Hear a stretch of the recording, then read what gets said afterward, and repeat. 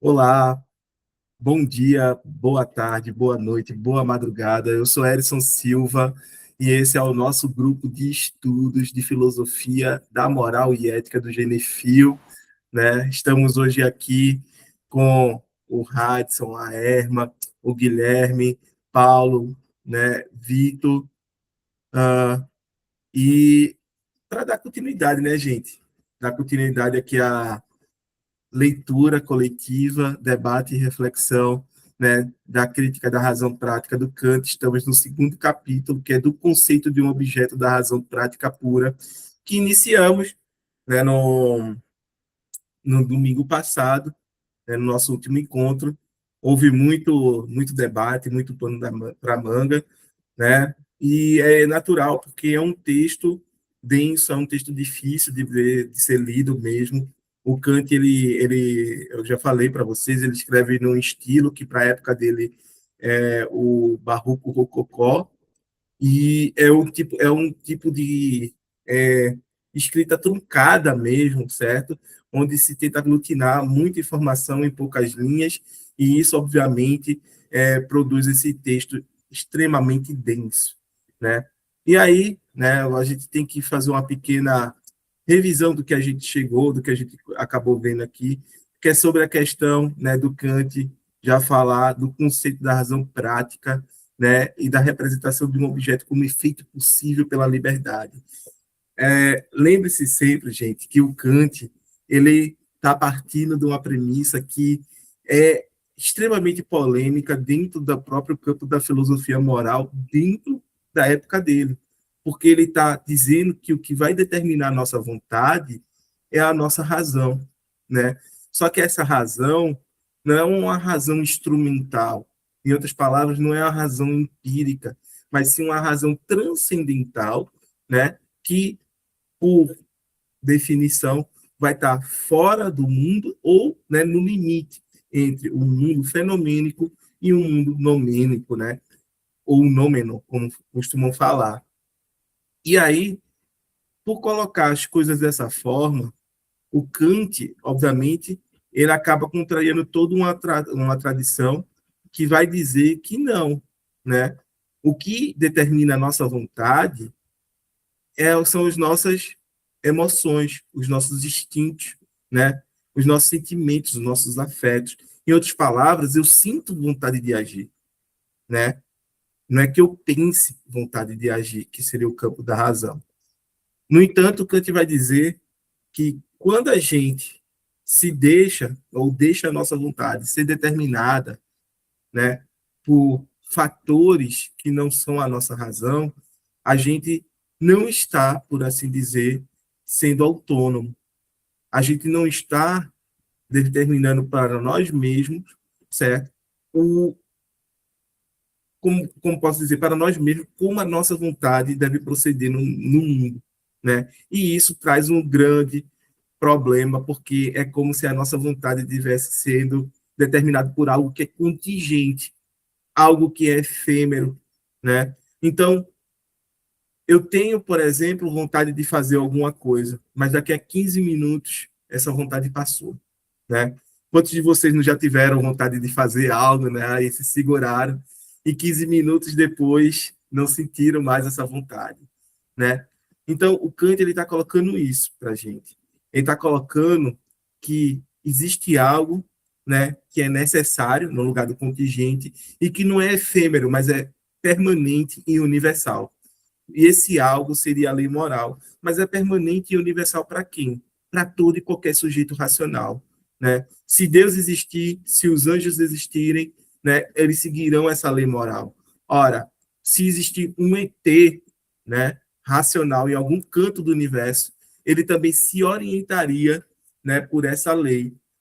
E aí o Kant, ele vai dizer, essa é a extensão, né, da lei. E a gente sabe na prática, que a razão, né, pode vir determinar a nossa vontade, e quando essa razão determina essa vontade, não é nada diferente do que eu sou que está determinando. E daí vem o sentido da autonomia, né? Auto, eu mesmo, né, nomia norma. Eu estipulo para mim, ou eu legislo para mim mesmo as normas que vão guiar as minhas ações. Isso daí é o quê? Para o Kant, liberdade. O significado da liberdade é exatamente esse daí. É o da autonomia. E quando é qualquer coisa diferente de mim, né, diferente do que eu sou, que determina a minha vontade, sejam, né, uma contingência dos meus afetos, das minhas emoções, dos meus instintos, seja, né, leis, né, do mundo, né, leis que são externas a mim, eu não estou mais sendo autônomo, eu estou sendo heterônomo, certo? E aí, obviamente, eu perco o sentido dessa liberdade que tanto se fala.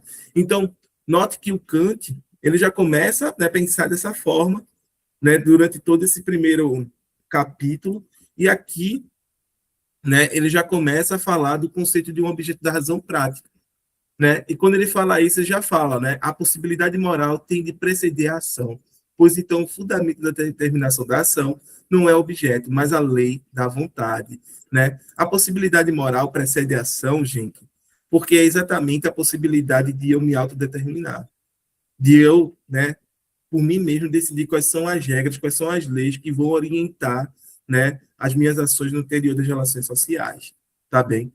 E aqui ele diz, né, os únicos objetos de uma razão prática são, portanto, o bem e o mal, né?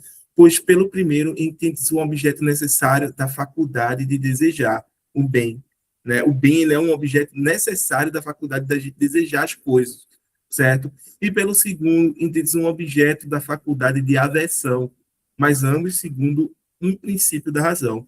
Ou seja, a gente parece desejar o bem e querer de toda forma evitar, afastar o mal, né?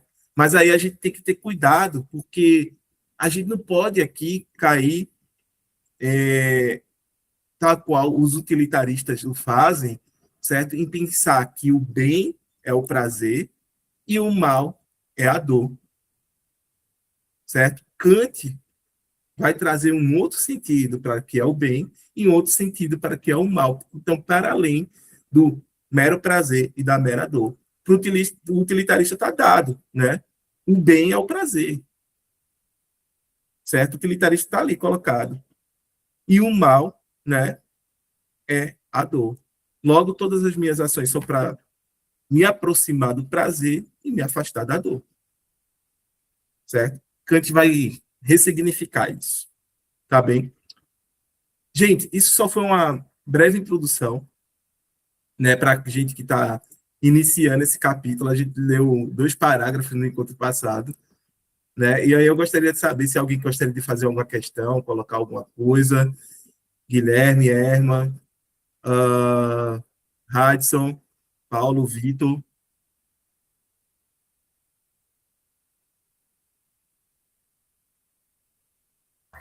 Não é, assim, algo muito legal que você falou de utilitarismo, né? Aí eu lembrei que essa semana eu estava estudando não sei o que e eu cheguei no conceito de utilitarismo positivista.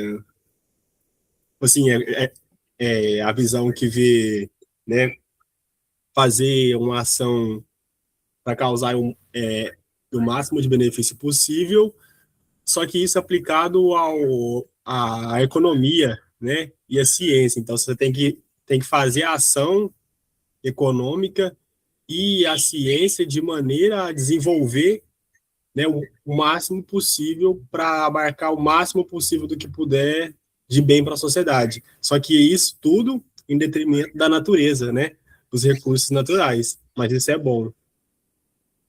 Perfeito, perfeito. Paulo?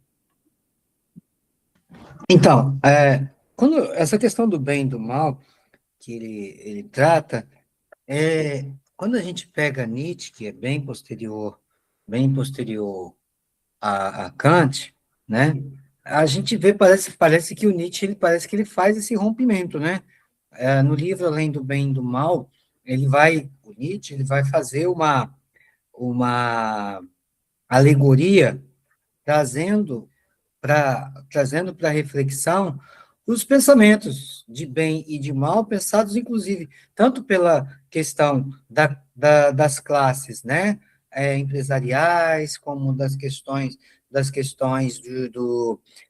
ciência, dos cientistas. E aí, por exemplo, parece, se eu estiver errado, você pode me corrigir, Edson, parece que essa visão de bem e mal traçado por Kant aparentemente cai por terra, né? Porque o indivíduo heterônomo, na visão de Nietzsche, ele diverge do indivíduo heterônomo na visão de Kant, é isso mesmo? É mais ou menos por aí, porque o Nietzsche, na verdade, ele está sendo crítico a toda a tradição filosófica até Platão, né? Diga-se de passagem. Ele quer dissolver essa dicotomia entre bem e mal, porque é uma forma maniqueísta, né, da gente lidar com as questões da moralidade, né, e com, obviamente, toda a relação que a gente estabelece com a natureza e com a gente mesmo. Em outras palavras, o questionamento do Nietzsche não é apenas para Kant, mas é para toda uma tradição, inclusive o cristianismo, né? Ele vai questionar essa dualidade, né? O verdadeiro e falso, né? O bem e o mal, injustiça, justiça, né? E isso tudo, né, vem junto de um grande questionamento, né, sobre as bases do indivíduo, desse sujeito. Né? A gente estava até conversando isso ontem lá no grupo do Hudson, né, quando a gente lê Aristóteles, e aí é que um sujeito que ele é dividido entre razão, né, e emoções, e que faz com que esse indivíduo que está dividido entre, né, uma parte racional e uma parte emocional, por assim dizer, esteja sempre em conflito consigo mesmo, né? De tal forma que a tradição filosófica, que remonta a Platão, vai sempre estabelecer como prioridade a razão aos sentimentos. Ou seja, a razão tem que predominar, né, em seus sentimentos, sobre os sentimentos. Só que essa questão de você suprimir seus sentimentos faz com que o ser humano ele não seja por inteiro. Ele seja um ser humano fragmentado, né? E que mais à frente a gente vai ver, por exemplo, que quando mais você suprime esses sentimentos, quanto mais você acaba sublimando os seus desejos, né, mais doente você acaba se tornando.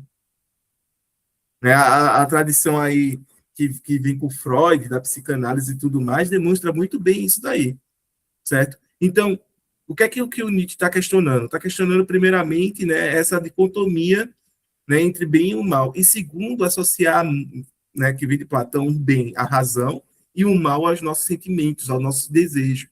Né? Se você olhar a tradição judaico-cristã, é criticada por Nietzsche exatamente por isso. Né? É criticada exatamente porque ela atribui um papel à nossa alma em detrimento do corpo. A alma é o lugar da nossa racionalidade. O corpo é o lugar dos nossos desejos, das nossas emoções. Ou seja, né, eu tenho mais uma vez, uma predominância da razão sobre os afetos.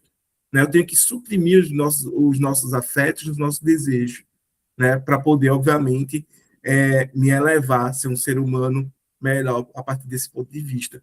Então, a crítica do Nietzsche é voraz, tá? É voraz. Porque chega até colocar questões que não é mais da filosofia ocidental. Né? Chega para a filosofia, por exemplo, oriental, que vai dizer, não, olha, que você tem que chegar aqui a um equilíbrio. Né? Você não tem que suprimir, né, os seus desejos sempre, você também não tem que suprimir a sua racionalidade, você tem que equilibrar isso daqui. Né? E não fazer um indivíduo que está, muitas vezes, entrando em contradição consigo mesmo. Né? Porque a razão manda para um lado e os desejos mandam para o outro, e fica aquele indivíduo ali no meio, né, dividido, sem saber o que faz, né? Entrando em conflito muitas vezes consigo. Então, é contra isso que o Nietzsche está escrevendo, né? E que ele vai, obviamente, atacar toda a base, né, toda a estrutura conceitual, né, da filosofia ocidental a partir daí. Entendeu? Obviamente que tem uma crítica a Kant, tem sim uma crítica a Kant, mas é uma crítica que pega toda a tradição, entendeu? Toda a tradição que é maniqueísta, ele vai dizer, ó, vocês estão errados. E diga mais, né? Esse sujeito é um sujeito que beira o colapso, beira a doença quase sempre, entendeu? Porque ele está sempre em conflito consigo, sempre. Perfeito? E aí, gente? Começamos a leitura.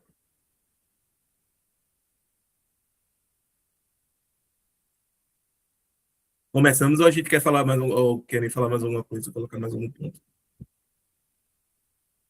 De boa, Erno? Radisson, tu gostaria de começar a leitura de hoje? Bora? Sim. Vamos lá.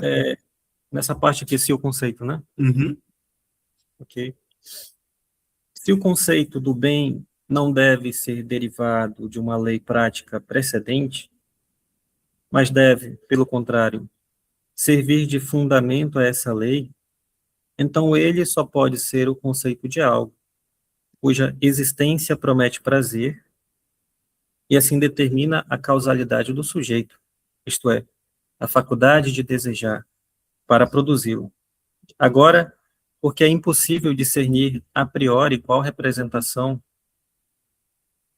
será acompanhada de prazer e qual será, pelo contrário, acompanhada de desprazer. Caberia simplesmente à experiência estipular o que é imediatamente bom ou mal. A propriedade do sujeito, unicamente em relação à qual pode ser feita essa experiência, é o sentimento de prazer e desprazer, enquanto uma receptividade pertencente ao sentido interno, e desse modo o conceito daquilo que é imediatamente bom teria de remeter apenas àquilo que está imediatamente ligado à sensação de deleite, e o conceito do absolutamente mal teria de se referir àquilo de suscitar imediatamente a dor. Contudo, visto que isso já contraria o uso da linguagem, que distingue o agradável do bem e o desagradável do mal, e requer julgar o bem e o mal sempre pela razão, e, portanto, por conceitos que se deixam comunicar universalmente, e não julgar pela mera sensação, que é restringida aos sujeitos individuais e sua receptividade. E visto que um prazer ou um desprazer, porém, não pode ser, por si mesmo, ligado imediatamente à representação de um objeto a priori.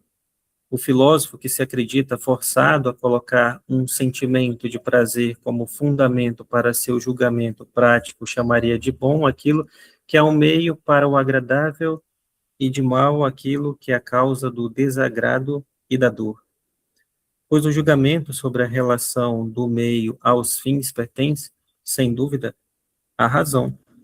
Mas, embora a razão seja a única capaz de discernir a conexão do meio com seus propósitos, de modo que também poderíamos definir a vontade como a faculdade dos fins, na medida em que estes são sempre fundamentos de determinação da faculdade de desejar, segundo princípios. As máximas práticas, que se seguem meramente como meio do conceito de bem mencionado acima, nunca conteriam, como objeto da vontade, algo bom por si mesmo, mas sempre algo bom para outra coisa. O bem sempre seria simplesmente o útil e aquilo para que é útil teria de residir em todos os casos fora da vontade, na sensação. Agora, se esta, enquanto sensação agradável, tivesse de ser distinguida do conceito de bem, então não haveria absolutamente nada imediatamente bom, mas o bem teria de ser buscado apenas como meio para algo outro, a saber, para um agrado qualquer. Perfeito, né? Então aqui o Kant ele já começa a argumentar, olha, né? O que é esse bem aqui que a gente coloca, né? E aí é aquela coisa, será que ele está de acordo, ele pode ser a priori, ser buscado a priori, né, de acordo com a lei e tudo mais, né? Então, tem aquela questão da sensação agradável, né, e do desagradável, que ele já vai dizer, olha, isso aqui não é universalmente válido, né? requer julgar o bem e o mal sempre pela razão e, portanto, por conceitos que se deixam comunicar universalmente, né? E não julgar pela mera sensação que é restringida aos sujeitos individuais e à sua receptividade, né? E visto que um prazer ou um desprazer, porém, não pode ser por si mesmo ligado imediatamente à representação de um objeto a priori, né? O filósofo que acredita, bem, aquele já vai para outro ponto, mas o ponto que ele está colocando aqui, né, já deixa claro que esse sentimento de prazer e desprazer, né, ele não pode ser por si mesmo bom ou mal, porque muitas vezes para a gente fazer o bem, a gente vai ter que fazer, né, passar por situações que são desprazerosas para a gente. Mas o certo depende disso, né? O certo muitas vezes depende de que a gente faça algo que não irá nos dar um prazer imediato ali. Perfeito, gente? Então ele já começa a pensar em mais do que isso, né? Quais são os critérios que a gente vai usar para julgar, né, esse bem e mal aqui, né? Vai ser a mera sensação, né? Se for a mera sensação, então não é universalmente válido, entendeu? Não é universalmente válido porque cada um de nós tem sensações diferentes sobre o que é agradável e desagradável, né? Ora, por exemplo, eu vou dar um exemplo bem frívolo, pelo amor de Deus. Um perfume, né, que pode ser agradável a mim, pode ser alérgico ao Hudson, né, fazer o Hudson espirrar, etc., né, se sentir mal. Então, isso daqui já traz, né, essa coisa de que se a gente for pela mera sensação, né, vai se tornar muito subjetivo, muito singular, né? E aí a gente não pode ir né, por esse caminho. Obrigado, Erwan. Vitor, tu queres colocar alguma coisa? Não, tipo assim, isso que você falou que eu tava aqui pensando, né? Tipo, nem toda coisa que dá nem tudo aquilo que é desagradável, né, vai ser ruim. Por exemplo, as vacinas. Ninguém gosta. E a pessoa que gosta, fala que gosta, assim, para se destacar entre aquelas que não gostam, né? E a vacina em si, ela é algo desagradável, mas ela tem um bem que é muito maior, né, do que aquilo que é desagradável. Eu estava pensando sobre, né, dando agora é, tipo, voltando ao assunto lá dos desejos, né? Eu estava pensando assim, qual será e a raiz dos desejos, né? Porque como que a gente pode definir o que é um desejo ruim e um desejo bom, sendo que, tipo assim, só dá para definir o que o que é um desejo bom e um desejo ruim se você aplicar a razão aos desejos. Só que aos desejos você não consegue aplicar aí a razão, porque senão vai dar errado. Então, tipo assim, como que a gente consegue definir o que é um desejo bom e um desejo ruim? E como ainda mais fundo, como definir se um desejo que se ele aparenta ser ruim e acaba sendo bom, ou um outro desejo que aparenta ser bom e acaba sendo ruim. Então, tipo assim, qual que a gente usa para definir a raiz dos desejos e o que ele vai gerar, a não ser a razão? Esse é o ponto que talvez o Kant esteja aqui tentando colocar, né? Como é que a gente vai avaliar esses desejos, né? Como é que a gente vai avaliar o que é bom e o que é ruim? De onde vão sair esses critérios, né? E aí, o ponto é que talvez esses critérios não sejam meramente subjetivos, né?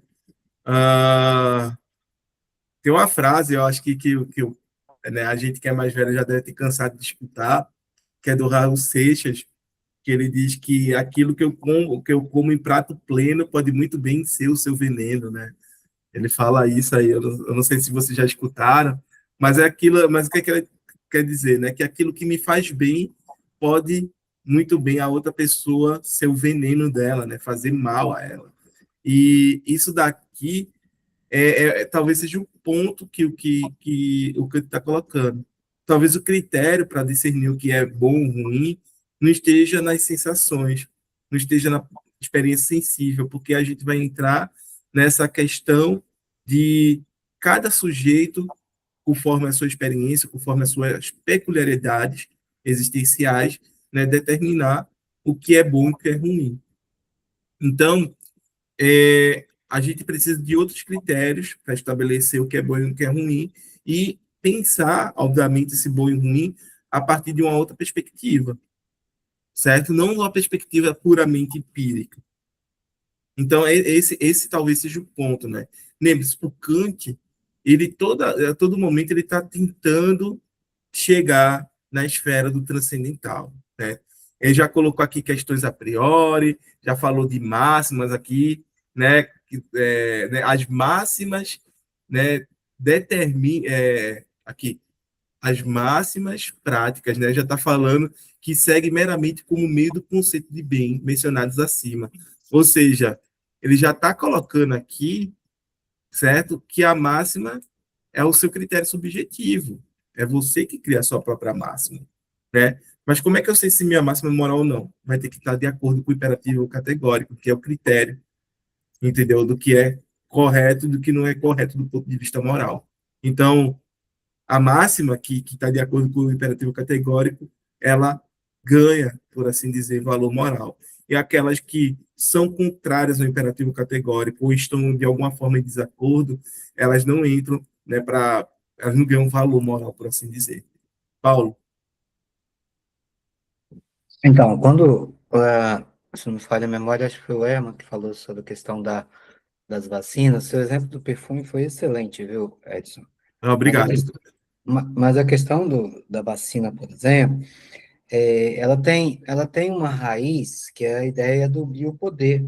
Se pegar o Michel Foucault, por exemplo, você vai entender melhor essa questão do biopoder, que é o poder sobre a vida e não mais sobre a morte.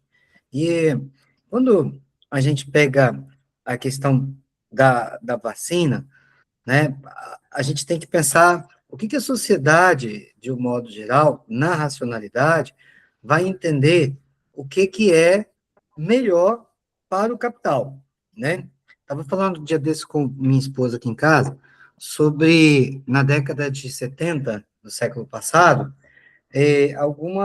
algumas empresas aderiram ao pensamento neomalthusiano de produção de alimentos, e aí envenenaram leites, né? Leite Glória, leite Ninho, foram envenenados com produtos que tentassem esterilizar as mulheres, as meninas em especial. A consequência disso foi, detalhe, o Estado, principalmente aqui no Brasil, aderiu a esse projeto, né, para tentar reduzir a população que já estava em 50 milhões, mais de 50 milhões de brasileiros naquela época. E aí, o o Estado fez? Admitiu que esse procedimento ocorresse, e o que nós temos na atualidade é uma coisa muito resultado de tudo que aconteceu nesse período. Qual é o resultado disso? Muitas mulheres que racionalmente ou irracionalmente ingeriram esses leites, né, hoje sofrem as consequências dos cânceres de mama, cânceres de seios, câncer de ovários, o câncer de útero, que mata muitas mulheres por causa disso, né? Então, na racionalidade de Kant, ele não traz essa questão da prevenção de filhos, ele não traz essa noção, essa compreensão, isso é neomalthusiano. Mas é só para a gente entender um pouco que, da perspectiva do desejo, a racionalidade, ela só vai acontecer na medida da diversidade. Um exemplo do perfume foi muito bom, mas um exemplo muito legal que a gente tem também é o exemplo do cigarro, né? O fumar, por exemplo, é um direito de todos, ninguém proíbe que se use o cigarro. Só que, para evitar que outras pessoas pudessem ser contaminadas por esse mesmo produto, sem ter que fazer o uso oficial dela, foi necessário uma lei, e aí que vem a questão da moral, vem a lei que proíbe o uso do cigarro nos espaços fechados. Então, você pode continuar exercendo o seu direito de realizar o seu desejo de fumar, mas não pode mais ser em espaços fechados. Não pode mais ser, né, em espaços em que eu tenha que fumar com o outro. Essas questões têm que ser analisadas, porque quando Kant faz isso, ele traz bases para o pensamento capitalista. É isso, é simplesmente isso. Então, Sim, aquilo que sim. pode gerar lucro, ele vai ser realizado dentro de uma perspectiva, dentro de um viés moral. O que não vier dessa forma, vem como o mal. Não sei se eu estou errado, pode me corrigir, o Edson.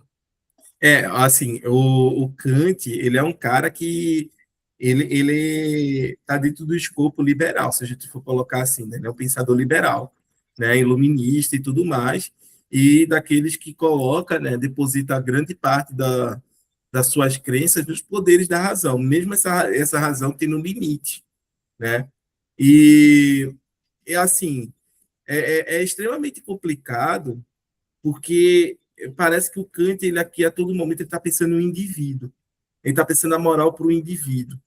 Quando a gente olha para, vamos dizer, para essas indústrias, Paulo, né, que fizeram tal atrocidade, porque isso daí é a coisa mais absurda do mundo, né? Eles envenenaram lá o leite, sei lá, a bebida das pessoas para esterilizar elas, né?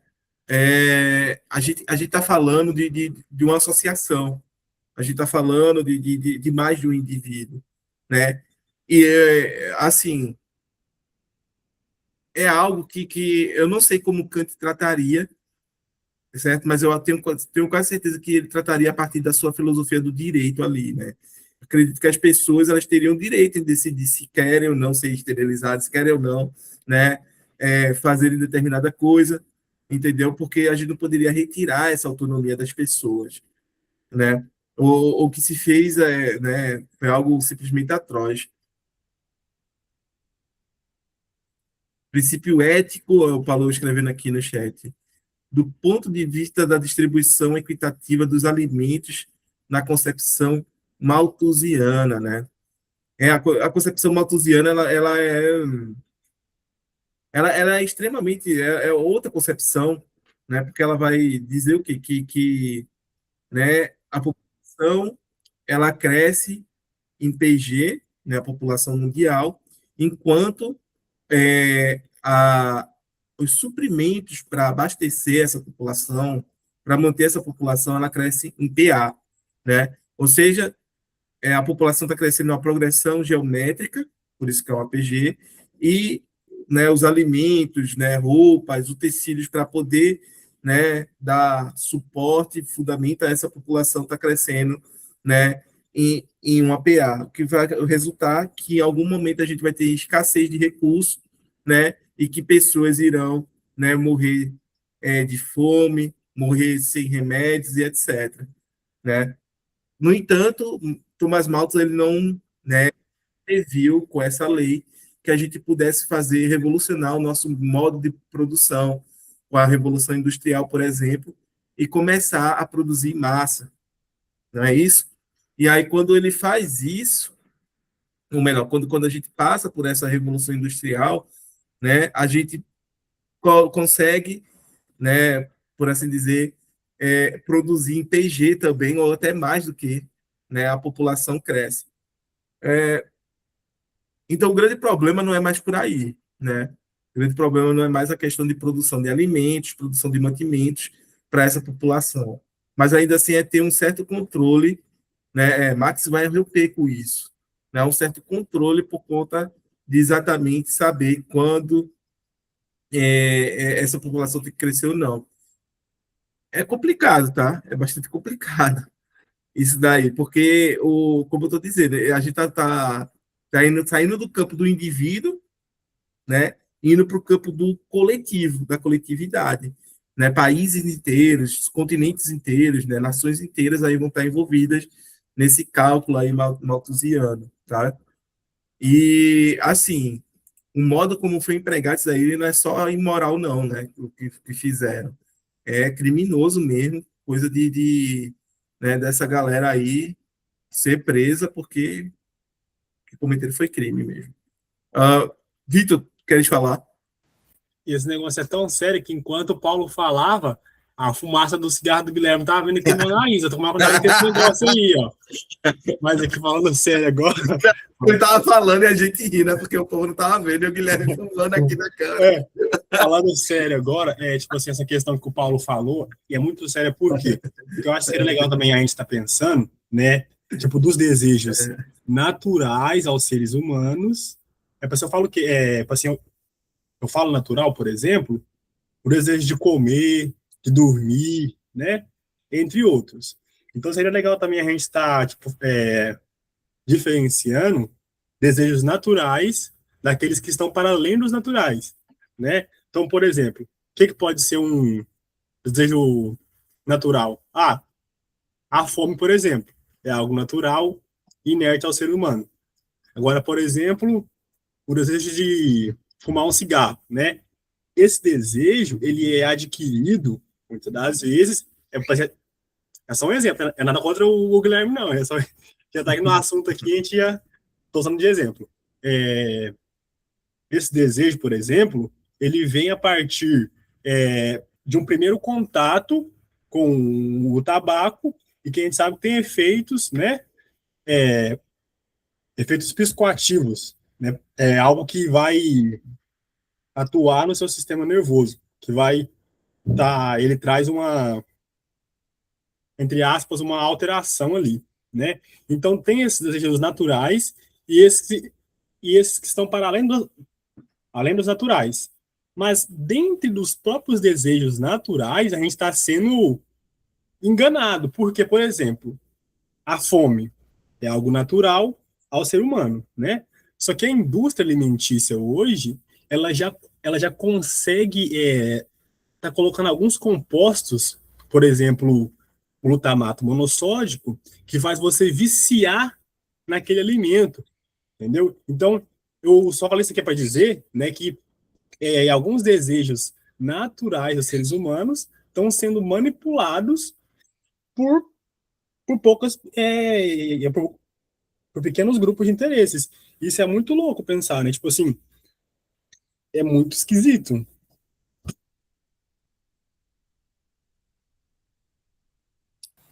Não, é extremamente complicado. E assim, mais uma vez, eu acho que isso entra pro campo do crime, velho.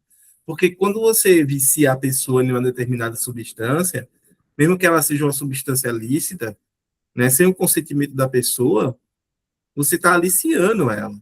Né? Você é uma forma de aliciar e fazer com que ela tenha dependência química ou psicológica de determinado produto, determinada substância. Então, assim, é criminoso isso daí. Eu acho que escapa demais do campo da moralidade. Né? Já vai para o campo mesmo do crime. Né? Imagina o cara chegar e te drogar, né? Até tu ficar viciado em determinada droga. Entendeu? Seja, sei lá, colocando no teu café, no teu leite, Hambúrguer. no Só teu tem um suco, na hambúrguer. tua carne, né? Né? Ou para o pessoal que é vegano colocar lá nos seus vegetais, entendeu? É complicadíssimo, pô. Isso é complicadíssimo, né? Ah, enfim, alguém gostaria de colocar mais alguma coisa?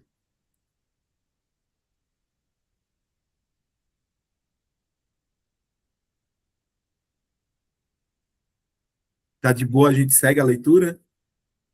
Ah, peraí, o Paulo tá falando aqui no chat.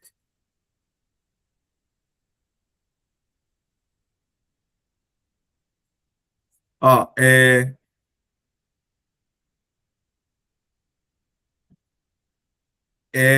o Paulo está colocando aqui, né, quando a gente está falando que é crime, aí ele veja 2 pontos. Nós que temos essa visão é crime. Para os empresários, era justificativa para a concentração de renda. Aí ele complementa. É justo manter a riqueza nas mãos de poucos, enquanto muitos têm que vender a força de trabalho. Com isso, reduzir a população mundial é mais moral do que distribuir equitativamente a riqueza. Exatamente, porque aí a gente tem um outro problema, né? Assim, toda essa questão é muito bem denunciada pelo Marx, que vai ser o contraponto a todos esses pensadores liberais, principalmente o Hegel, né? Eu acho que o grande interlocutor é o Hegel, porque o Hegel é o cara que, na filosofia do direito, vai pensar tudo isso, né? Ele vai pensar que o Estado é a materialização do espírito, né? Da racionalidade humana e tudo mais, através das suas leis. E que, né, a história, né, ela levaria a essa, né, efetivação da ideia, né, do ideal, que seria a perfeição, né, da racionalidade e tudo mais. Assim, o Hegel, ele é metafísico descarado, tá? Descarado, ao ponto de colocar uma finalidade na história, né, uma teleologia na história, entendeu? A finalidade da história é atualizar e passar por diversos processos, sejam eles processos sangrentos ou não, né, para, né, realizar aí a efetivação do ideal, né, da ideia que é estabelecida ali de sociedade e tudo mais.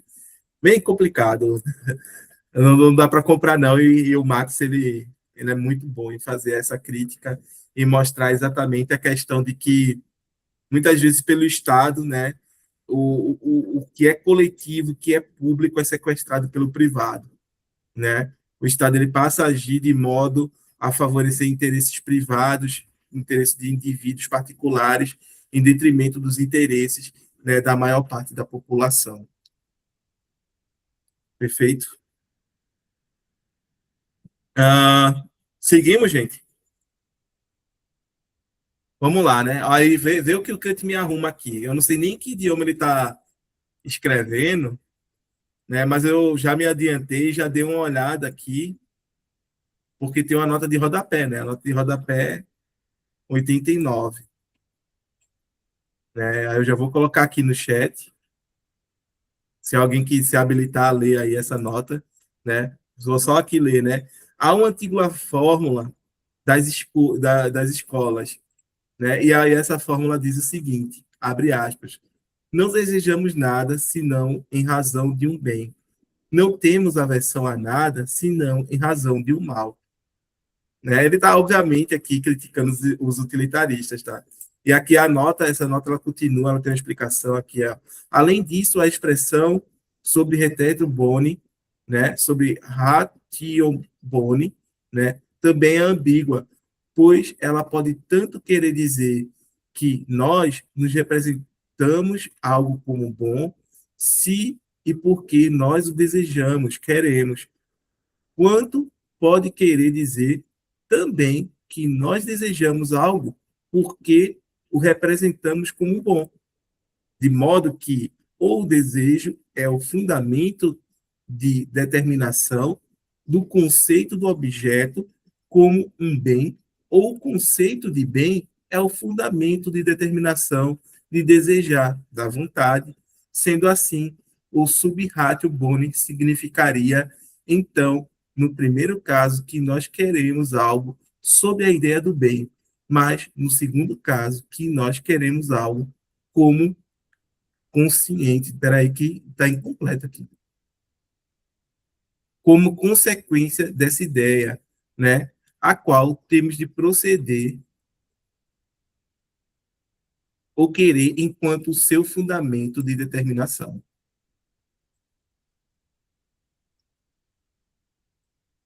Certo, gente? É só por conta dessa frase aqui, né? E aí vamos continuar. E ela tem um uso frequentemente certo, mas também frequentemente muito prejudicial para a filosofia, pois as expressões de Bono e de Mali contêm uma ambiguidade por culpa da restrição da linguagem, segundo a qual elas são capazes de um duplo sentido, tornando, por isso, as leis práticas inevitavelmente ambíguas. E a filosofia que, ao usar essas expressões, se dá conta da diversidade do conceito sobre a mesma palavra, sem poder, contudo, encontrar expressões específicas para isso. É forçada a fazer distinções sutis sobre as quais não se pode posteriormente chegar a um acordo, já que a distinção não pode ser designada imediatamente por nenhuma expressão adequada. Então, ele já começa aqui a bater na ambiguidade do conceito, né, de a gente falar de bem e de mal, né, que foi colocado ali, né? Aí tem outra nota gigante de rodapé que eu tenho que ler com vocês, né? Além disso, a expressão sobre ratio boni também é ambígua, pois ela pode tanto querer dizer que nós nos representamos algo como bom, foi o que eu acabei de ler, se e porque nós o desejamos, queremos, quanto pode querer dizer também que nós desejamos algo porque o representamos como bom, né? Dá para entender isso daqui, gente? Eu acho que o Kant está sendo claro nessa nota aqui, né? Porque é aquela coisa, é bom porque a gente deseja ou a gente deseja porque é bom?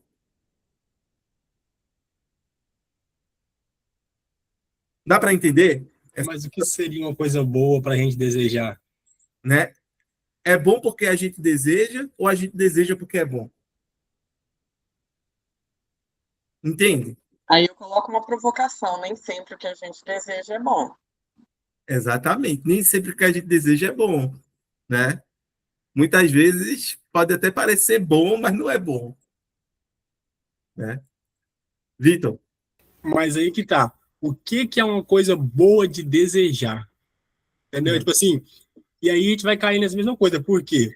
E aquilo que é bom de desejar vai variar de pessoa para vai variar de pessoa para pessoa. Por exemplo, distintos gêneros, entendeu?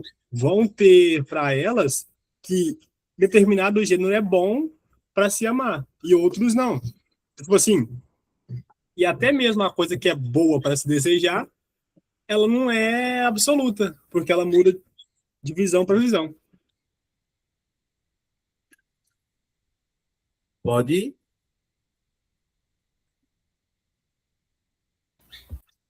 Aí, tá vendo? O Guilherme tá no máximo exemplo aí, ó. Um paeiro ribeirinho é muito bom de desejar. Aí, né, Guilherme?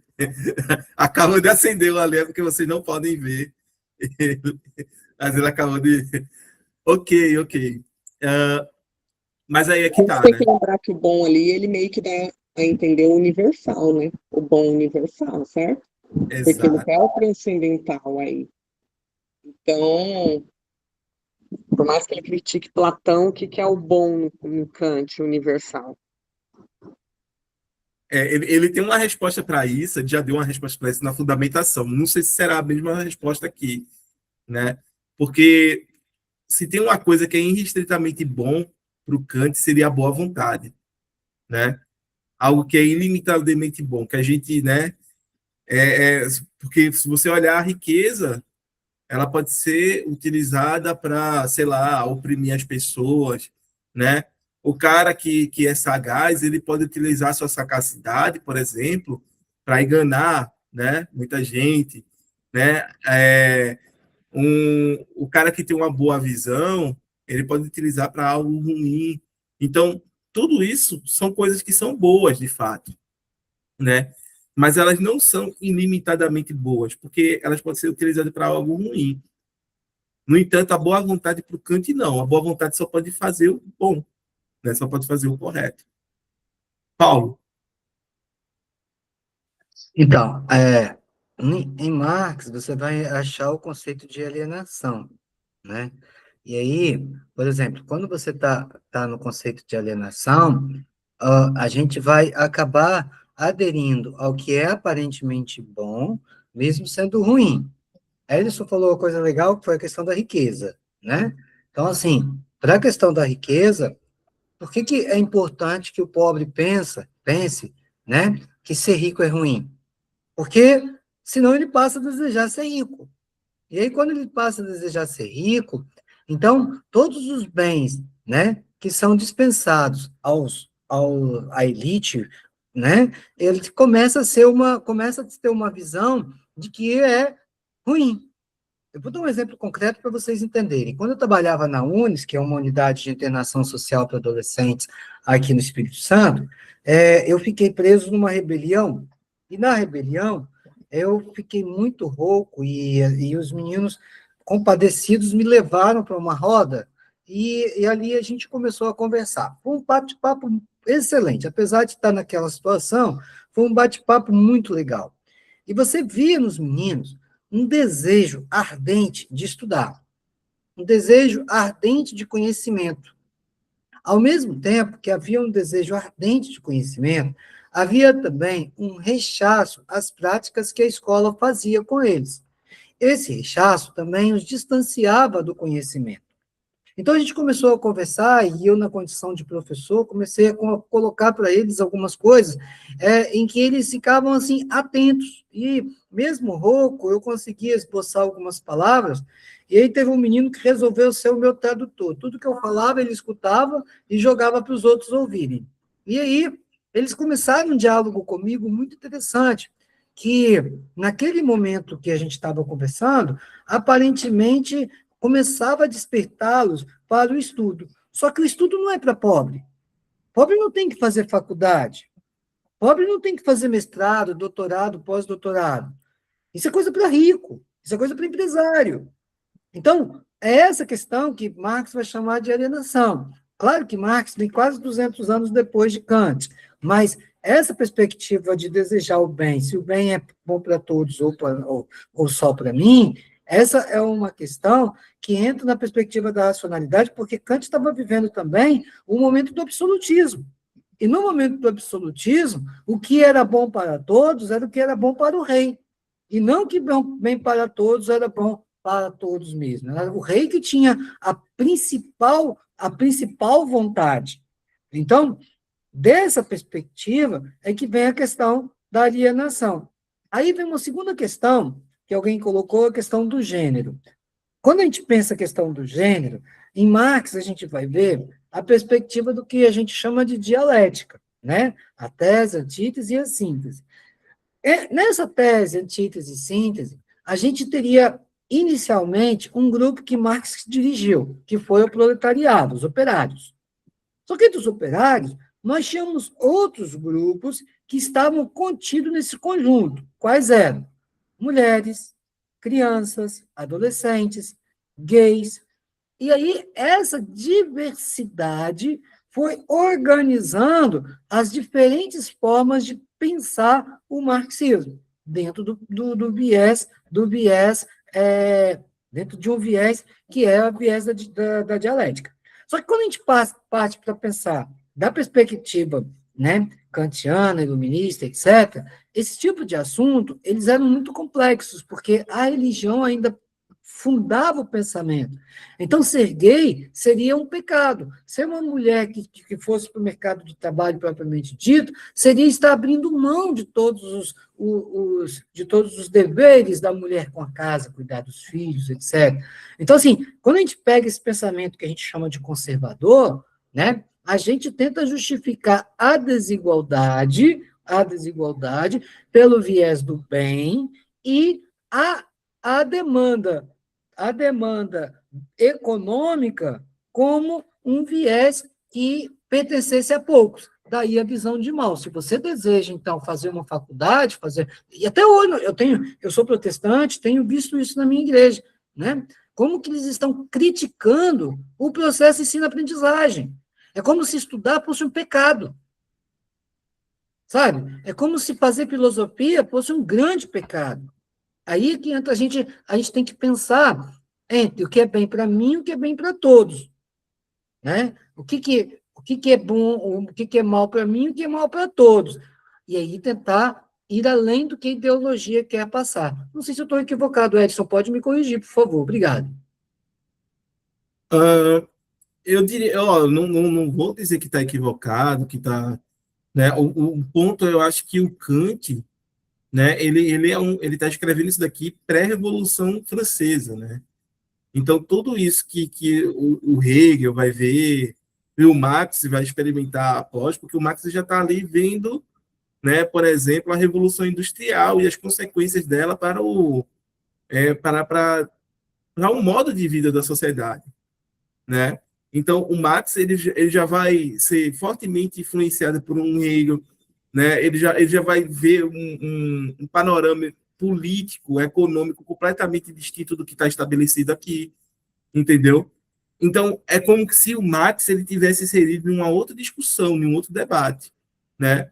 Que, obviamente, faz todo sentido, principalmente para né, quando você colocou aqui para os nossos dias, entendeu? E para quem é oprimido, né, por essa sociedade, como você muito bem pontuou, certo? Estudar parece ser coisa para rico, estudar é um privilégio, né? Fazer mestrado, fazer doutorado, né? Fazer filosofia, estudar filosofia, não, isso não é para quem é pobre. Quem é pobre tem que estar preocupado no que vai, né, jantar, ou se vai jantar hoje, entendeu? Quem é pobre tem que estar preocupado se vai conseguir pagar, né, as contas, os boletos daqui a 8 dias, no final do mês, entendeu? Porque essa é uma forma de dominação que foi colocada, certo? Que foi colocada para a gente. E o pior, na nossa era, né, que é a era do TikTok, é uma era, né, onde as informações têm que ser resumidas em vídeos de 1 minuto, no máximo 3, né? Se vende a ideia de que se você, olha, estudar não é o caminho para você ser rico, não é o caminho para você ganhar dinheiro. É melhor você fazer vídeo de dancinha no TikTok, é melhor você ir para outro caminho que você vai ganhar dinheiro a partir daí, né? E com isso, né, tem muita gente comprando, muito jovem comprando a ideia de que estudar não leva a nada, não vai levar ele a sair dessa situação. Enquanto as pessoas, né, ricas, né, ou que têm uma certa estabilidade financeira, elas estão mandando seus filhos para a universidade, estão fazendo, adquirir diplomas, adquirir habilidades que esses cursos dão, né? E daqui a pouco estão aí disputando os melhores cargos, né, da nossa sociedade, seja no campo, né, da iniciativa privada ou, né, da iniciativa pública. Ou seja, quem foi atrás da galera do TikTok não vai ter essa possibilidade, né? Não vai ter essa possibilidade. E aí vai ter que se contentar, sei lá, fazer um Uber numa escala 6x1, né? Isso tudo é complicado, certo? Mas é só para colocar, o Max ele está discutindo um outro panorama. O Kant ele não viu isso que o Max viu. Né? Erma, pode ficar à vontade.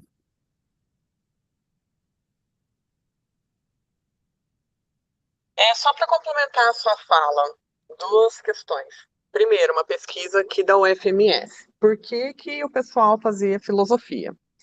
Primeiro, a maioria já tinha uma graduação. Segundo, por status, né? Status. É uma pesquisa de, acho que uns 3, 4 anos atrás, né? Segundo, infelizmente você ainda tem a fala do filosofia para quê? Não serve para nada, né? E é bem complicado porque você ainda, eu posso falar, eu sou mulher, eu presenciei coisas que eu não vi na minha faculdade de jornalismo, que eu não vi na minha faculdade de administração, mas eu vi na filosofia, que é a questão do machismo também. Então, infelizmente, você ainda, além de ter toda uma segregação, que queira ou não queira, a filosofia te ajuda a compreender as outras áreas, né? Quando você tem um bom conhecimento filosófico e você consegue entender o que é um conceito, você consegue estudar outras áreas, mesmo que você não tenha domínio. Então, é complicado isso daí, complementando a sua fala, porque não é só a questão do TikTok. A questão também eu deixo as ideias. Isso vai ser filosofia da ciência, tá? O que eu vou comentar agora. O que que acontece? A gente está na periferia. Então, a gente recebe a tecnologia e a gente só executa. E a gente não trabalha a nossa própria tecnologia. Então, a gente não trabalha o nosso próprio pensamento. E isso é uma maneira de você manter a exclusão. Então, quando esse indivíduo, porque mercado de trabalho, a gente nem sabe se vai ter, né? A gente está num patamar já que, com a pejotização também, como você citou, então eu já não tenho mais um emprego, eu tenho um trabalho e nem sei se vou ter trabalho, né? Só que a questão o indivíduo que tem acesso ao conhecimento, ele é capaz de abstrair, ele é capaz de entender aquela situação. O outro indivíduo que só recebe para executar, como que ele vai conseguir desenvolver a própria autonomia?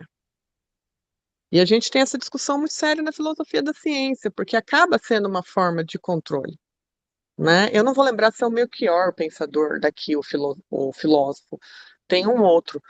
Eu não vou me recordar exatamente qual é qual agora, vou ficar devendo a informação. Mas, enfim, a gente acaba entrando nessa questão do conhecimento mesmo, que é complementando o que você falou, sabe? Só isso. Terminei. Sim, sim, perfeito, Herman. Perfeito.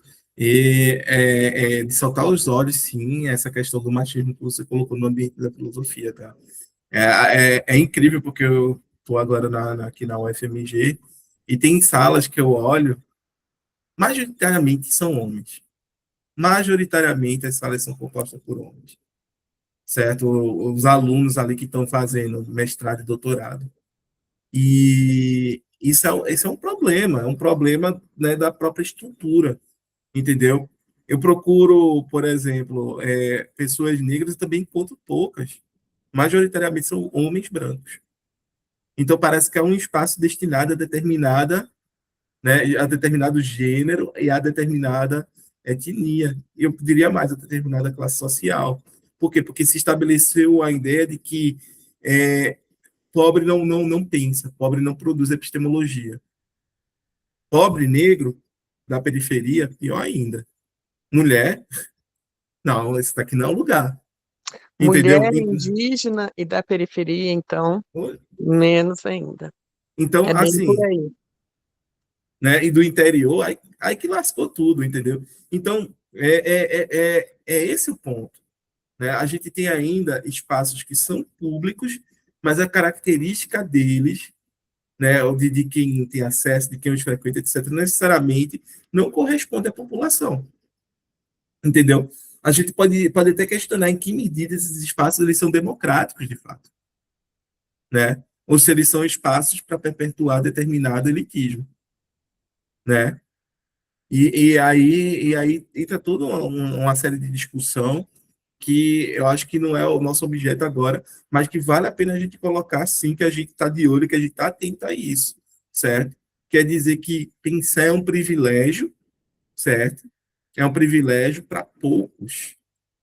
Basicamente, existe uma determinada camada da população de homens brancos, são eles que fazem, né, essa atividade, que é destinada a essa atividade de produzir epistemologia, de produzir pensamento filosófico, certo? Todo o restante é como se estivesse, de alguma forma, inviabilizado de fazer, né? Sem problema, Roberto, seja bem-vindo. Mas isso é um problema estrutural, tá? Estrutural. Vitor,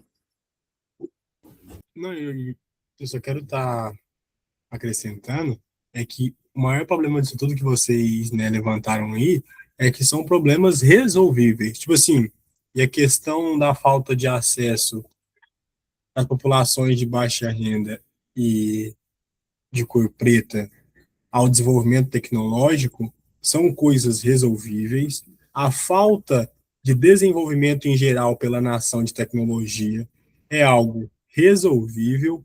A falta de emprego, né, que vai ter a longo prazo, ela também é resolvível, só que tem o grande problema é que é justamente isso que foi levantado, é que são as pessoas de classe social, né, alta, são elas as responsáveis por fazer políticas públicas para gerir essa situação. Então, é por isso que a gente não tem a solução desses problemas, porque hoje no Brasil, quem domina o nosso Congresso domina tudo, né?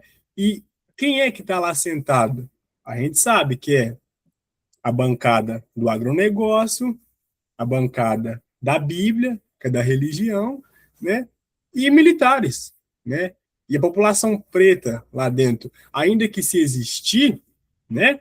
Ela ainda é perigoso ela se concentrar entre esses exploradores ainda, né? Porque a questão da cor, ela não tem a ver com classe social, né? Pode ter algumas pessoas que elas são aliadas às ideias conservadoras e que são sim de cor preta. Então isso é tão problemático que o Brasil hoje ele está numa questão assim que tem solução para o problema, mas não vai ser resolvido porque quem tem esse poder não vai resolver porque não convém, né? É difícil. É o que eu estava colocando, é um problema estrutural. Enquanto são as mesmas pessoas, ou grupo de pessoas que ocupam os locais de poder, que são os locais de tomada de decisão, né? Olha para o STF, né? Quantas pessoas negras a gente tem ali, né? Olha para o Senado, né? Quantas pessoas negras a gente tem no Senado, tem, né? Quantas mulheres a gente tem. A mesma coisa é a Câmara dos Deputados Federais, né? Quantas mulheres, quantas pessoas negras, né? Quantos indígenas e tudo mais. Então a gente não vê, não encontra representatividade, né? Eu costumava dizer que a gente quer, né, quer igualdade. Igualdade de quê? De oportunidade, de direitos, né, e de representatividade. São três fatores aqui, né? Três fatores que a gente tem que colocar. Enquanto a gente não tiver essa igualdade, né, de direito, né, de oportunidade, de representatividade, a gente não pode falar em democracia de fato. Mas, enfim, são outros pontos aqui, né? Vamos tentar aqui entender o que o Kant está querendo fazer, né? Colocar para a gente que sob ratio boni, né? Rationale, né? Sei lá, rationale boni. Aqui seria bom o Jorge para nos ajudar a traduzir isso daqui, né?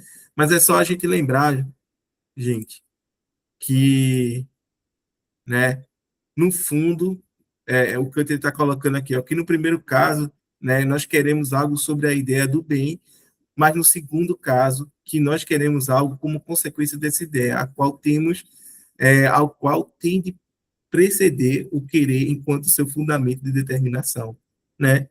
É basicamente aquela coisa, o que é que determina o que a gente quer, as coisas, né? A gente quer porque é bom ou é bom porque a gente quer? Então, são as ideias que estão sendo postas aqui. Vamos tentar regressar lá o parágrafo e continuar aqui. Mas, assim, ótimas questões, tá? Ótimas questões, pessoas. E, mais uma vez, são relevantes, extremamente relevantes.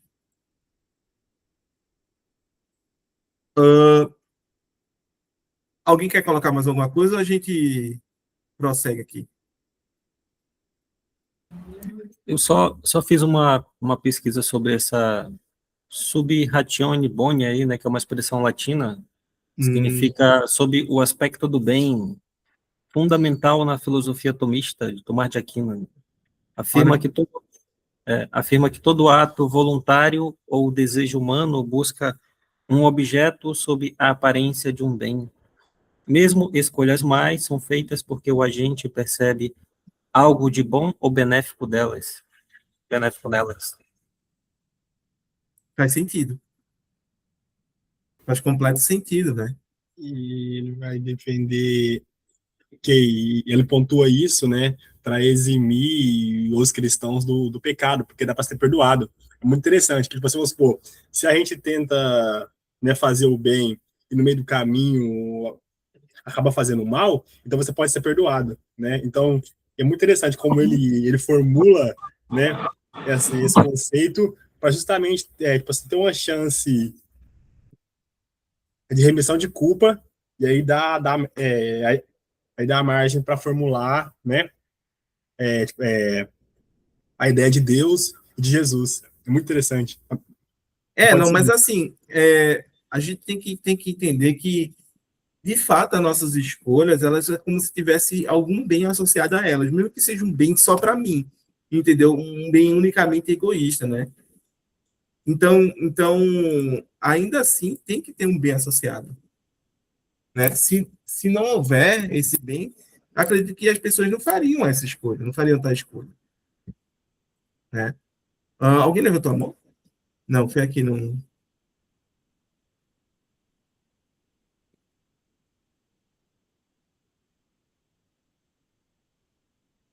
É, o Tomás de Aquino também. Toda a galera aí, né? Toda a galera vai dar base para isso, né?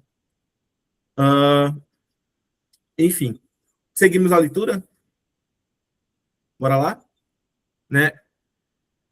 A língua alemã tinha a sorte de possuir as expressões que não deixam essa diferença passar despercebida.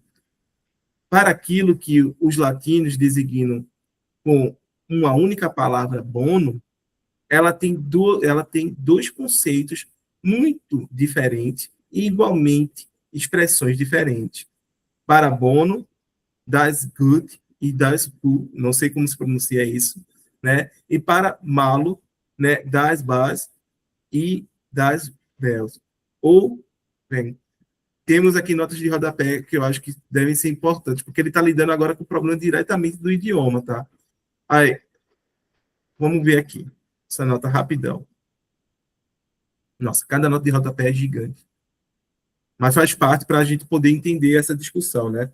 O mesmo problema da ambiguidade dos termos latino, bono e malo, apontado por Kant, ocorre também em português, de modo que as substantivações das gut e das go, né, deveriam ser traduzidas ambas por o bem e das bases e das o bem, por mal, né? No entanto, com o intuito de oferecer uma diferenciação entre os dois termos, optamos por traduzir das gut como o bem e das vo, né, como o bem-estar, e seguindo a mesma direção de das bas como o mal e das o bel como o mal-estar. Holden também adota bem-estar para Ru e mal-estar para Uber.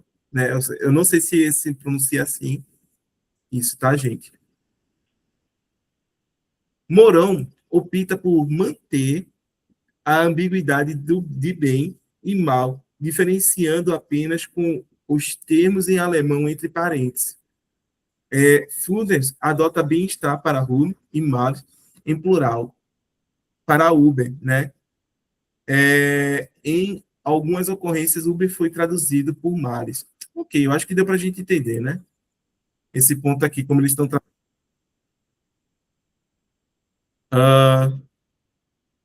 deixa eu só ver aqui, alguém falou alguma coisa?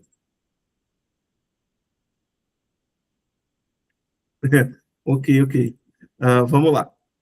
Né? Então, aqui, ó. De modo que consistem em dois julgamentos muito diferentes sobre uma ação, se consideramos o bem e o mal dessa ação, ou o nosso bem-estar e o nosso sofrimento, mal-estar. Disso, já se segue que a proposição psicológica acima é pelo menos muito incerta se é traduzida assim. Nós não desejamos nada senão em consideração de nosso bem-estar ou nosso sofrimento. Pelo contrário, essa proposição é indubitavelmente certa e, ao mesmo tempo, é expressa, com toda clareza quando se traduz assim. Nós não queremos nada, segundo a instrução da razão, senão na medida em que o tomamos como bom ou mal. É fato. E aí, a gente só quer alguma coisa quando a gente toma como bom ou mal?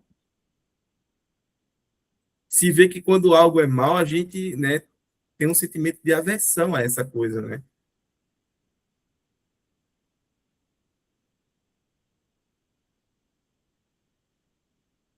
E aí, minha gente? Então, por isso que vem a questão da moral, né? Porque a moral também, ela vai impor a gente aquilo que pode ser ruim ou aquilo que pode ser bom. Agora, eu não sei, Edson, se você teve a mesma impressão que eu, mas quando ele faz a distinção no alemão de bem-estar e mal-estar, né? Isso me faz lembrar duas coisas. Primeiro, que me parece uma ambiguidade. Do mesmo jeito que em latim, mal e bem, mal e bom, né? E a segunda me faz lembrar Freud, quando ele escreve sobre a questão do mal-estar da civilização, não sei se você já teve acesso a esse livro, né? E o Freud, quando ele faz esse livro, ele faz uma leitura do mundo, né? Como se o ser humano detestasse a civilização, né? É como se a civilização o oprimisse também. Então, assim, nessa perspectiva de mal-estar, bem-estar, como ele coloca aí, além do princípio da dualidade, me chama a atenção essa perspectiva, né? De que o mal-estar faz parte dessa luta contra essa questão civilizatória que a minha impressão é que Kant insiste em colocar dentro da perspectiva racional, é isso mesmo? Ah, bem, vamos lá. Calma que tem muita coisa aí, né? O ponto é que o Kant, ele está, né, traçando aqui a distinção entre bem e mal. Como é que a gente pode entender isso, Só né? para resumir, dá para resumir a pergunta para eu entender o que ele perguntou e aí você responde, porque eu não entendi a pergunta, eu não consegui acompanhar, desculpa. Pode ser, pode ser. Queres resumir, Paulo? Se quiser, fica à vontade. Tranquilo. A pergunta é exatamente essa, né? Se a perspectiva que o, o, o Kant coloca, né, nessa ambiguidade que ele traz para o alemão, que na minha impressão foi ambíguo também o termo bem-estar em relação ao bom e mal, né? Bem e mal. Então, quando eu pego Freud, por exemplo, a questão é a seguinte, né? Em que medida essa questão que Freud joga para a civilização, Kant não traz isso para dentro da perspectiva da racionalidade, a racionalidade dentro do viés civilizatório. Essa que é a questão. Perfeito. Assim, para o Kant, a racionalidade está em nós, tá? Só para entender, o viés civilizatório ali, eu estaria pensando no bom ou no bem em Kant, né? Viés civilizatório em Kant está dentro da perspectiva da racionalidade. Tá. Perfeito. Vamos lá. O Kant, ele está pensando a racionalidade no sujeito, tá? A racionalidade é do indivíduo. No entanto, não é como se cada um tivesse, né, a sua racionalidade particular, entendeu? A capacidade de raciocinar, ela permitiria a gente chegar num âmbito da objetividade. O que é essa objetividade, né? É basicamente de que se a gente, né, se debruçar sobre determinados problemas, né, utilizando a nossa razão, a gente chegaria aos mesmos resultados, mesmo que sejam por caminhos diferentes, mesmo que sejam por demonstrações diferentes. Daí ele falar, por exemplo, da matemática, da lógica, né, e enfim, de outras, né, de outras entidades, por assim dizer. Então, como é que eu posso colocar aqui, né? É que embora seja eu, e isso daí é uma grande crítica, né, ao Kant, né, eu solitariamente fazendo um exercício aqui, né, de descobrir o que é correto do ponto de vista moral, todo sujeito moral, quando, né, viesse fazer uso do uso da sua, por assim dizer, racionalidade, chegaria na mesma conclusão que eu, certo? É aquela coisa de dizer que, olha, fulano, no teu lugar, eu faria exatamente igual. Naquela situação, naquele contexto, eu agiria do mesmo modo. Então, isso daqui traz para a gente essa noção, né, de que o Kant está pensando uma racionalidade que está presente nos indivíduos, mas ao mesmo tempo ela é universal. Por quê? Porque permite a esses indivíduos chegar à mesma solução para o mesmo problema. Mesmo sendo indivíduos diferentes, estando separados, né, historicamente pelo tempo, geograficamente pelo espaço, certo? Contextualmente, dadas suas condições socioeconômicas, etc. Né? Todos esses sujeitos eles entrariam aí dentro dessa esfera, porque eles são sujeitos racionais e daí eles chegariam à mesma conclusão. O ponto todo que o Kant está colocando aqui é uma discussão com o que o Hudson já traz, né?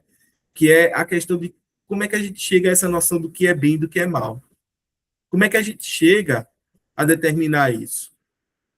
Né? É através do meu bem-estar, através né, do bem-estar geral, como é que eu estabeleço isso? Entenda que aqui é, mais uma vez, um indivíduo. Né? Para quem leu Descartes, é como se o Kant ele fosse uma espécie solipsista moral. O Descartes ele é acusado de solipsismo quando está ali nas meditações, né? E aí ele vai falar do quê? De um solipsismo do sujeito ali cartesiano que não consegue sair da própria mente e tudo mais. E aí ele vai demonstrar que a nossa imaginação ela é limitada e logo depois, né, se a nossa imaginação ela é limitada, ela não pode criar um mundo externo, a nossa mente, e logo depois que a gente tem uma ideia de infinito que vai levar à ideia de Deus, né? E aí esse Deus é infinitamente bom e tudo mais, que a gente já conhece, logo ele criou um mundo externo à nossa mente e não está fazendo, né, a gente de besta, em outras palavras. Né? Então, para a gente entender aqui que o Kant é como se esse sujeito está aqui, ele não se comunica com o outro. Né? É como se fosse impossível a gente sentar para discutir o que é moralmente correto. Entendeu, Lô? E isso vai ser um objeto de crítica praticamente dos neocantianos. Né? A exemplo do George Habermas, que faleceu na semana passada. Né? O Habermas vai dizer, não, olha, a gente pode sentar para né, pensar o que é moralmente correto, para discutir o que é moralmente correto. Né? Aí, obviamente, a discussão é beleza. Então, quais vão ser os critérios que vão nortear a discussão, né, para a gente pensar o que é moralmente correto? E aí vai quando o Habermas vê toda aquela teoria do agir comunicativo dele. Mas já é uma outra pegada. O sujeito ele já não está mais isolado no seu canto, refletindo solitariamente sobre aquilo que é moral. Agora, ele está em público, né, numa praça, por assim dizer, discutindo com os outros, né, sobre o que é moral. E aí o universal ele já está dado. Né? O universal ele é um objeto a ser construído pelos indivíduos ali concernidos. Entendeu? Então, não é que as coisas sejam já universais. Elas são universalizáveis. Certo? Então, é uma outra forma de lidar com esse problema aqui do Kant. Entendeu? No entanto, vamos aqui passar para a objetividade dele. Né? Só uma coisa. Se, né, para o Kant é objetivo, para o Habermas, né, para esses neocantianos, eles vão falar de uma coisa chamada intersubjetividade, que é da minha subjetividade para a subjetividade de vocês e de todos os outros seres racionais, certo? Já não é mais do eu solitário que vai alcançar o universal, mas é da gente interagindo, a minha subjetividade interagindo com a subjetividade de vocês e vice-versa, né? Que vai construir algo que venha a ser universalizável. Perfeito? Me fiz entender, gente? Eu sei que eu falei bastante agora. Perfeito, a sua fala remete bem a essa concepção iluminista que está bem no campo do individualismo, muito bacana. Sua pegada foi bem dentro do que realmente está pensando esse movimento naquele período. Exatamente, exatamente. Certo? Lembre-se que o indivíduo, o sujeito, ele nasce aqui, tá? Quando a gente vai falar hoje o que é um cidadão? O cidadão é um indivíduo, né, portador de direitos, é um sujeito portador de direitos. Mas a gente só tem isso, essa noção de cidadão, porque esses caras criaram aqui. Né? Não, você não pode fazer, né, sei lá, tal coisa com fulano, porque ele é um sujeito portador de direitos, ele tem direitos estabelecidos. Né? Por mais que muitas vezes esses direitos sejam, né, desrespeitados de uma forma surpreendente pelos próprios agentes do Estado. Né? Mas é outro ponto. Então, essas noções que a gente tem hoje muito bem estabelecidas, prontas, né, em funcionamento na nossa sociedade, foram, né, criadas, estabelecidas por essa galera aqui, através desse debate, dessa discussão, né, dessa argumentação que eles estão colocando. Tá, gente? E aí, seguimos. Vamos ler mais um parágrafo. Acho que esse próximo parágrafo acho que vai dar para entender bem sobre esses conceito de bem-estar, mal-estar, né, que ele está falando. Pelo menos eu acredito que sim, ainda não li não. Tá certo. Querem ler, Radson? Bora, podemos ler Bora sim. lá? O bem-estar ou mal-estar significa sempre uma relação ao nosso estado de agrado ou desagrado, de deleite e dor, e sim. Por isso, nós desejamos um objeto ou temos aversão a ele. Isso só acontece na medida em que ele é referido à nossa sensibilidade e ao sentimento de prazer e desprazer que ele provoca. Mas o bem ou o mal significa sempre uma relação com a vontade, na medida em que esta é determinada pela lei da razão a adotar algo como seu objeto. Pois desse modo, a vontade nunca é imediatamente determinada pelo objeto e por sua representação, mas é antes uma capacidade de fazer de uma regra da razão a causa motriz de uma ação, pela qual um objeto pode se tornar efetivo. O bem ou mal é, portanto, referido propriamente às ações, não ao estado da sensação da pessoa, e se algo devesse ser absolutamente, em todo propósito e sem nenhuma outra condição, bom ou mal, ou se algo devesse ser tomado como tal, então seria apenas o modo de agir, a máxima da vontade, portanto, a própria pessoa agente enquanto homem bom ou mal, que poderia ser chamada assim, mas não uma coisa. Nossa. Eu nem sei se... Nossa, mas aqui já começa a, né, a colocar algumas questões bem interessantes. Oi? Ah, foi o Radson lá. Algumas questões ah, bem interessantes, que é exatamente aquela coisa, né? O bem ou o mal significa sempre uma relação ao nosso estado de agrado ou desagrado, de deleite e dor, né? E se por isso nós desejamos um objeto ou temos aversão a ele, isso só acontece na medida em que ele é referido à nossa sensibilidade e ao sentimento de prazer e desprazer que ele provoca, né? Aqui ele está, né, o Hume concordaria com isso, toda a tradição utilitarista, né, e aí vai, né? Agora, mas o bem e o mal significam sempre uma relação com a vontade. Ou seja, eles não estão inseridos nessa relação do bem-estar.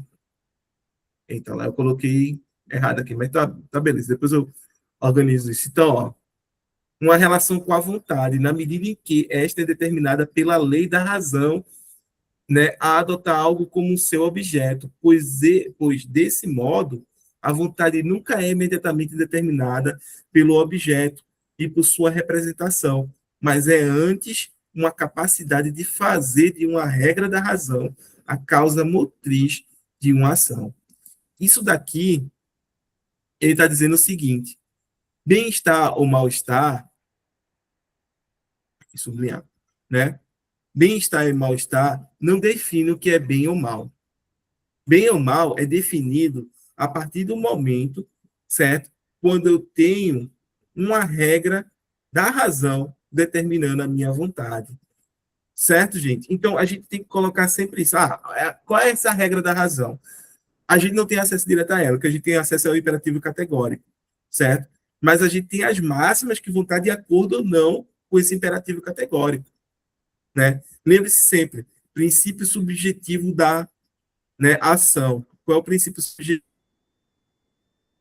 Porque subjetivo, porque é singular, né? Eu tenho meu princípio, a Erma tem a dela, o Paulo tem o princípio dele, o Hadson e vai, né? O Hadson também tem, o Vitor, o Guilherme, todo mundo tem os seus princípios. Isso daí é a sua máxima. Mas qual é o princípio objetivo da ação? Veja, sair de subjetivo agora para o objetivo. É o imperativo categórico ou a lei moral, certo? Só lembrando que o imperativo categórico é a forma como a gente representa essa lei moral para a gente. Por quê? Porque a lei moral, ela está no mundo nomênico, né? Ela não está no mundo fenomênico. Então, a única coisa que a gente pode fazer é representar ela para a gente através dos imperativos da moralidade. Ok? Aí, notem bem aqui, no final desse parágrafo, né?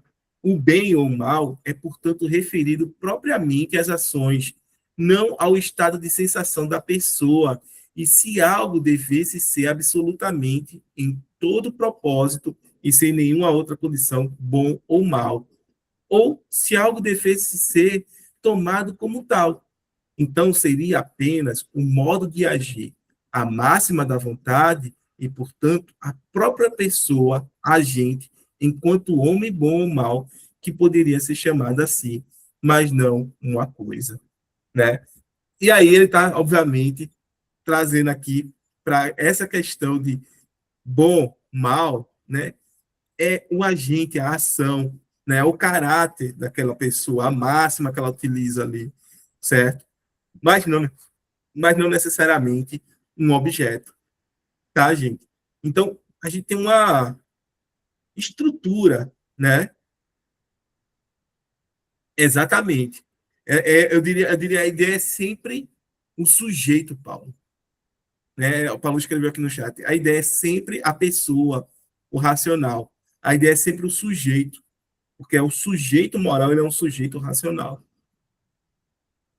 né? Eu diria que seria até condição de possibilidade para uma ação moral, tá?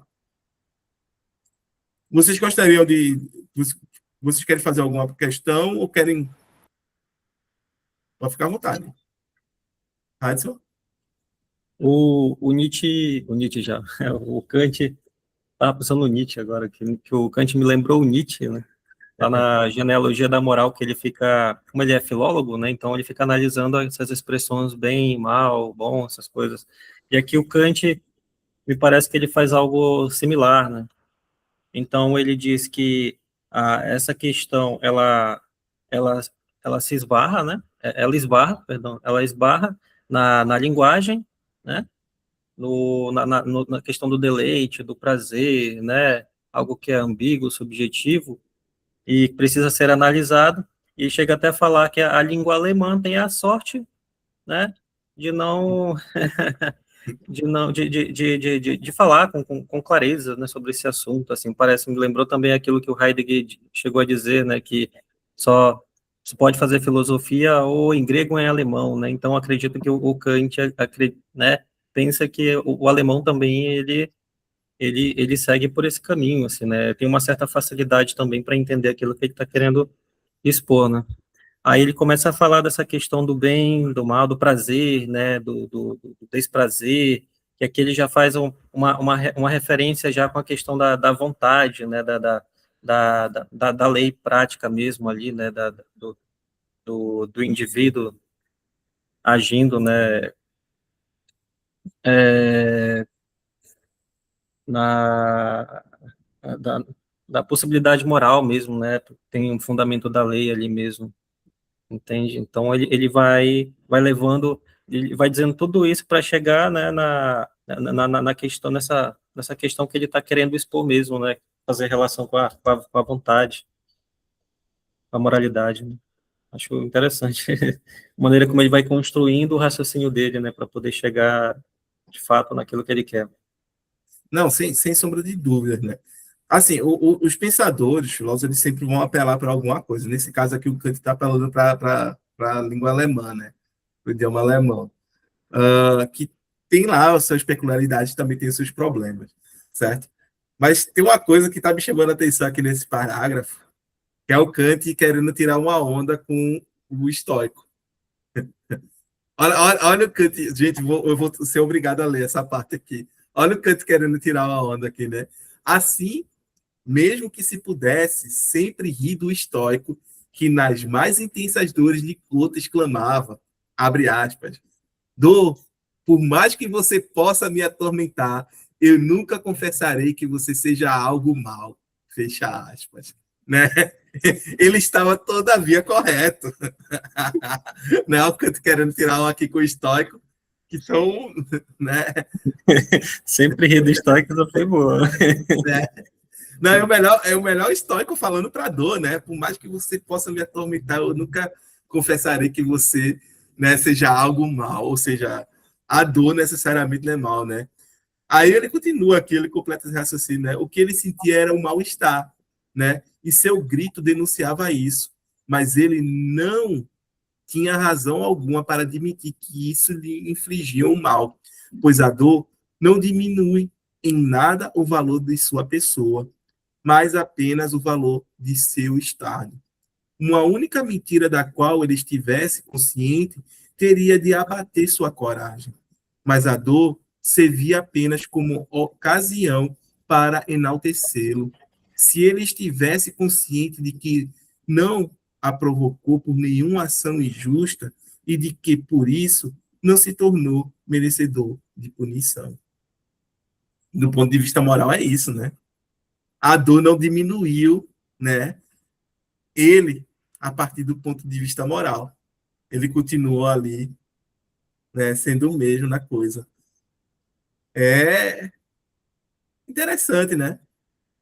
Vitor, E esses dois últimos versos, ele soa um tanto quanto religioso, né? parece cristão, né? Parece Porque tipo assim, cristão ele demais, coloca. né? Porque ele coloca assim, ainda bem que, tipo assim, ele tem que ficar tranquilo, porque, né, essa dor dele, se ele souber que não fez nada de ruim, então ele não tem que se preocupar que não vai sofrer nenhuma punição.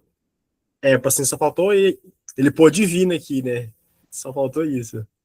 Não, exatamente. Mas qual é o ponto? Ele pode até, sei lá, estar sendo acometido por alguma doença, por alguma coisa, mas a partir do ponto de vista moral, ele sabe que é uma pessoa digna, né? Ele sabe que tem dignidade. E aí ele pode até, assim, estar passando por esse mal-estar devido à doença, né? Mas ele, do ponto de vista moral, não se sente abatido, porque ele sabe que é uma pessoa digna. Ele tem essa consciência, né? Agora, o massa é ele colocar que é um estoico, né, velho? O estoico é o cara que, né, é aquela coisa, o estoico é o cara, não tem nada o que fazer, então só aceita aí, tá de boa, né? Aí ele diz que a gente não poderia rir do estoico, né? A gente aqui... Quem ele tinha em mente, eu não sei, para estar chamando de estoico, mas, né? E aí, galera? São 7 horas já. Eu acho que a gente chegou no nosso limite de hoje. Só tenho a agradecer, tá, a participação de todos e todas. Erma, muito importante aí a sua participação com a gente. Paulo, também muito importante. Né? Obrigado, Vitor. Obrigado, Obrigada, Guilherme. gente. Ótima reunião. Foi ótimo, mais uma vez, certo? Hadson, meu companheiro aí de leituras, batalhas filosóficas aqui, né? Sempre juntos, lendo Aristóteles, lendo Kant, lendo, né? Tudo que a gente possa aí. Só tenho a agradecer, certo? Se cuidem, tenham uma ótima semana, né? Façam tudo lá que vocês precisam fazer. E no próximo domingo estamos aqui de novo para dar continuidade, né? À leitura e ao debate, que é instigante e muitas vezes suscita a gente outras questões, né? E é extremamente natural que a gente vá debatê-las também, né? E depois, obviamente, regressa ao texto que a gente está para ler e debater aqui.